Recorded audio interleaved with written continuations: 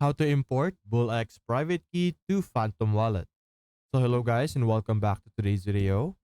So as you can see right now, we're currently in BullX.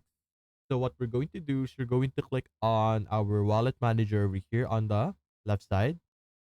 And you're going to have to create a new wallet over here. After you create a new wallet, we should have an option over here called private keys. So you simply click on that and you should be able to download it. Also, you have to acknowledge this, by the way. As you can see, I have successfully downloaded it. So what you're going to do is you're going to then open your Phantom wallet. Over here,